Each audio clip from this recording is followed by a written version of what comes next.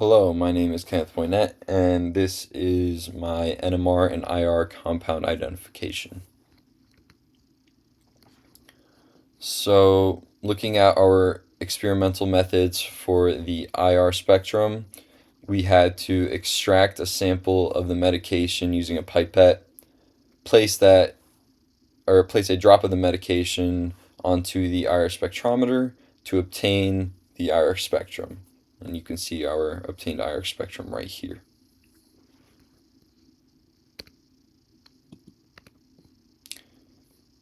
So, looking at the IR identification, I'll be proving to you that the spectrum doesn't correlate to at least two of these molecules. So, but for group 4, we had three molecules, which was trans 1,2 cyclohexanediol, adipic acid, and benzylamine. And those structures can be seen on the screen.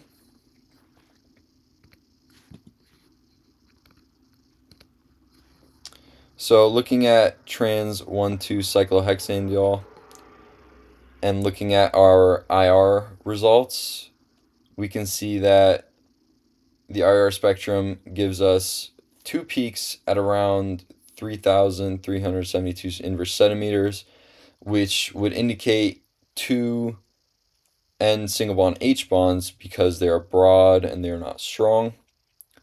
And then it also gives us a peak at around or just above 3,000, which would indicate a sp2c single bond H hybridization. And then for our CH sp3 hybridization, it's located a little higher than usual. It should be below 3,000, just below it. However, that could be due to an electronegative molecule. And then our C double bond C aromatic is located at 1603 inverse centimeters. And then correlating this to our structure here, we can see that is not trans 1,2 cyclohexanediol because this molecule would give us a peak at 3,300 that would be strong and broad, which obviously you can see that that is not occurring.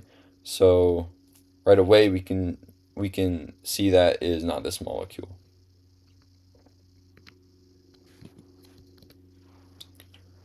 Now looking at adipic acid and using our IR results to compare it, right away adipic acid would give us the same result for the OH. It would be a strong and broad peak at around 3,300.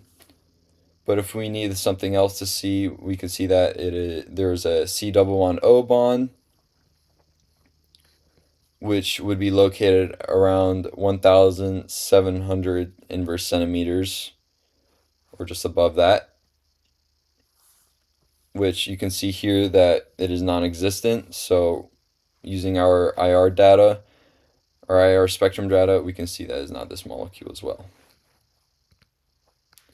And now looking at benzylamine, which we have our structure for that right here, and our IR results again, we can see that it is this molecule because the IR results give us two peaks at around 3,300, which would indicate the N single bond H bond, and there are two of them, and they are also broad, which indicates this. So then our C single bond H sp2 hybridization, we can see that is located in this structure within the benzene ring, the hydrogens in the benzene ring. And then our CH-sp3 hybridized, which was shifted upward or more downfield, can be located here next to or neighboring the nitrogen. As well as the C double bond C aromatic, which is located at 1603 inverse centimeters. That can obviously be seen within the aromatic ring. So using this data, this means that we have found the unknown medication that was in group 4, which was benzylamine.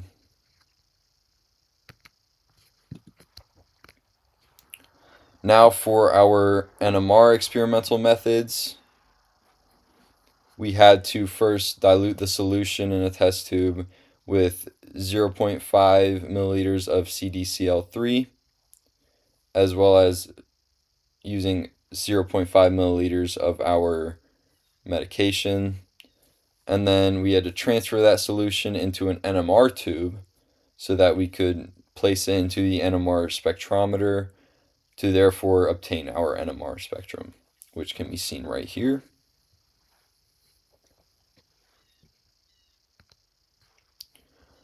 So, NMR identification. Now, using our spectrum for our NMR, we can see that there is two peaks. Peak 1 from starting from left to right. We can see that it is a one hydrogen. It has an integration of 1, meaning there is only one hydrogen, and it is located at 4.2 ppm, and it is a singlet because it doesn't have any other peaks. And then peak 2, we can see using the or NMR spectrum, there is a 3 hydrogen integration, and it is located at 2.2 ppm, and it is also a singlet. So, using the fact that these are both singlets, we know that there are no neighboring hydrogens for these. So, and comparing it to our structure, we can also see that these hydrogens do not have any neighboring carbons with hydrogens on them. So, that validates the fact that these are singlets and it could actually correlate to this molecule. And also using our hydrogen ratios, which was 1 to 3 in the NMR spectrum, and also the fact that it is a 2 to 6 hydrogen ratio here in this molecule, which would translate to 1 to 3. That also validates the fact that these two could correlate, the NMR spectrum and this structure.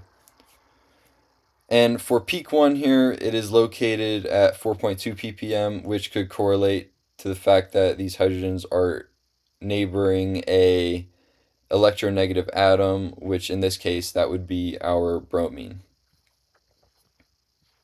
So using this information, we've identified that the unknown medication is 1,2-dibromo 2-methylpropane. Thank you.